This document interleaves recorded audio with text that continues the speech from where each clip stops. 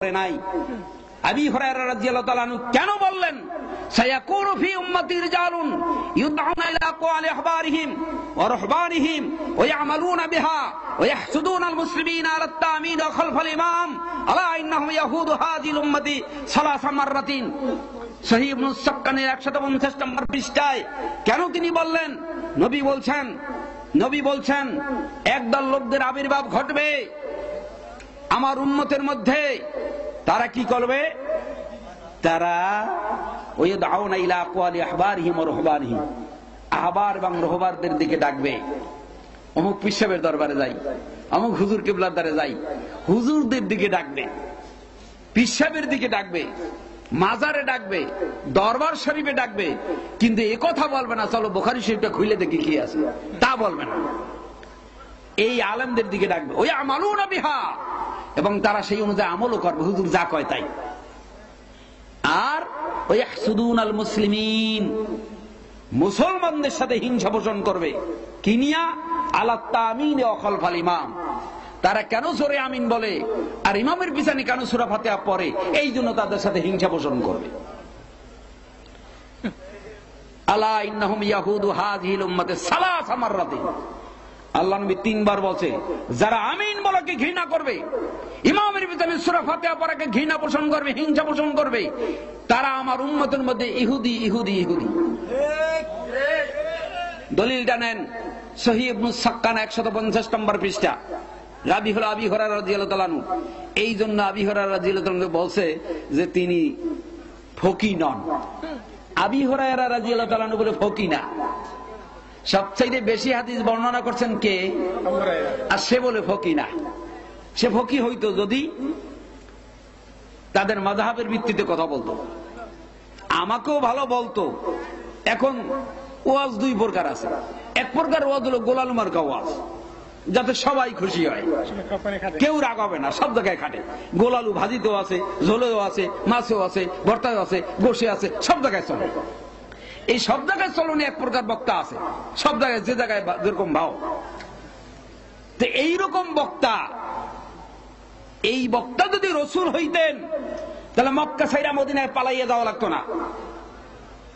কথা বুঝে আসছে?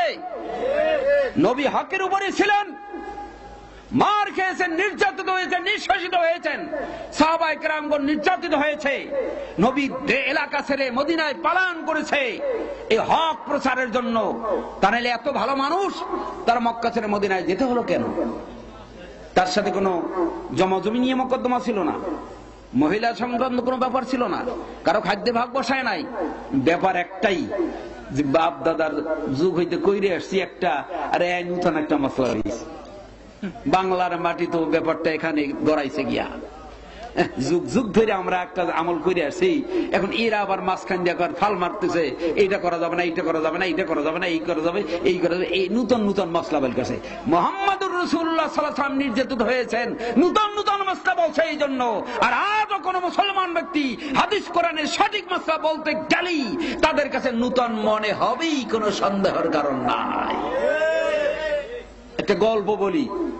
এক এলাকায় সব মানুষে পচা তেল খায়, পচা তেল খাইতে খাইতে অভ্যাস হয়ে গেছে। একজন ভালো কলু, ভালো 1 নম্বর সরিষার তেল নিয়ে গেছে। এখন যাই বলতেছে, এই নেন সরিষার তেল, কেনা রাখবেন, আমার খুব ভালো তেল রয়েছে। এখন নাকের দ্বারা কেন ভালো তেল রয়েছে, দূর দূরান্তে দূর। তোমাদের যদি বিশ্বাস না হয় তাহলে বাকিতে রাখো, খাইয়ে দেখো সত্য না মিথ্যা। তো বাকিতে দিয়ে আসছে, খাইয়া সবগুলো হয়েছে ডিসেন্টারি। তার মানে ভালো তাল তো কখনো খায় নাই, পচা খাইতে খাইতে এমন অভ্যাস হয়েছে। ভালো তাল খাই হয়েছে আমার সাথে, করছে থানায় কেস, ধৈর্য পিটানে এক পাইকারি ধরে পিটান শুরু করছে। কলুরে তুই এই তেল খাওয়াইলি কেন? স্যার আপনার পা দোষী, রাগ করেন না, আপনি একটু আমার পাত্রটা চেক করে দেখেন আর ওদের পাত্র চেক করে দেখেন, সত্য না মিথ্যা, ওদের তেলটা ভালো না আমার তেলটা ভালো, আপনি তারপরে আমারে মাইরেন।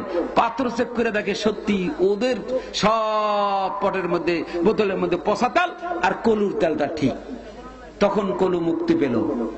এই দুনিয়ায় পচাতাল খাইতে খাইতে বেদাতি আমল করতে করতে এক হুজুর আর এক হুজুরের আমল দেখতে দেখতে করতে করতে করতে করতে এখন হুজুরের বিরুদ্ধে কেমনে কথা বলি আমি?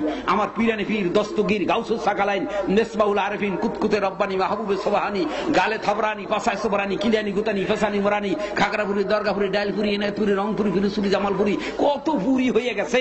এত পুরি বাদ দেই কেমন করে? প্রেস্টিজ হাম্বার হয়ে যাবে। এই জন্য যাতে হোক একটা ধামাচাপা দিতে পারলেই হয়। আর ধামাচাপা যে যত তাড়াতাড়ি দিতে পারে, ধামাচাপা যে যত বেশি দিতে পারে, তার নামটা মুক্তির খাতায় অত তাড়াতাড়ি লিখিত আসে। কথা ঠিক কিনা? সূরা ফাতিহা শুদ্ধ করে বলতে পারে কিনা আল্লাহই জানে, নাম হয়ে গেছে মুফতি। কেন? আহলে হাদিসদেরকে গালি দিতে শিখছে। আমি জিজ্ঞেস করি, গালির তো কোনো প্রশ্ন নাই এখানে, আছে? তারাও মুসলমান, আমরাও মুসলমান। এখন উভয়ের দাবি, ওরা বলতেছে আমরা রসুলের হক পথে আছি, আমরা বলতেছি আমরা রসুলের হক পথে আছি।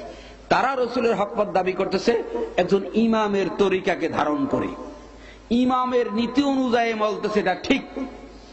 আরেকজনে বলতেছে পীরের নীতি অনুযায়ী ঠিক, আরেকজনে বলতেছে মুরব্বীর তরিকা অনুযায়ী ঠিক, আর আমরা বলতেছি রসুলের তরিকা অনুযায়ী ঠিক। এখন এই দেশের মাটিতে এটা ভালো মন্দ টেস্ট করার একটা জিনিস আছে, একেবারে সহজ। যখন কোন ব্যক্তির কাছে গিয়ে একটা মাসালা বলবেন যে এই দেখো বুখারী শরীফের মধ্যে এই হাদিসটা কি লেখা, এটা ঠিক কিনা, তখন বেদাতীদের পরিচয়, আমি বেদাতের পরিচয় দেখাচ্ছি। যখন বুখারী শরীফের কোন একটা, মুসলিম শরীফের কোন একটা হাদিস, নাসাই শরীফের কোন একটা হাদিস খুলে দেখবেন যে হাদিসটা দেখেন তো ঠিক কিনা, অমনি সাথে সাথে তোমার বুখারী অমুক পীরানি পীর দস্তগীর সে কি হাদিস পড়ে নাই, আমার অমুক মুহাদ্দিস সব সে কি হাদিস পড়ে নাই। এটা হলো বেদাতীদের পরিচয়। হাদিস দেখাইলেও হাদিসের চাইতে তার হুজুরের দাম বেশি তাদের কাছে।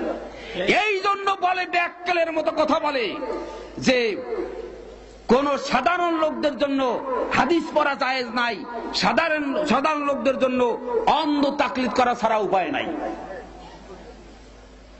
শুনুন, এটা হলো বেদাতীদের পরিচয়। হাদিস খুলে দিলেও বলবে তোমার হাদিস, অমুক মুহাদ্দিস সাহেব 14 বছর ধরে বুখারী শরীফ পড়ায়, সে বুখারী বোঝে না, বুঝলা তুমি।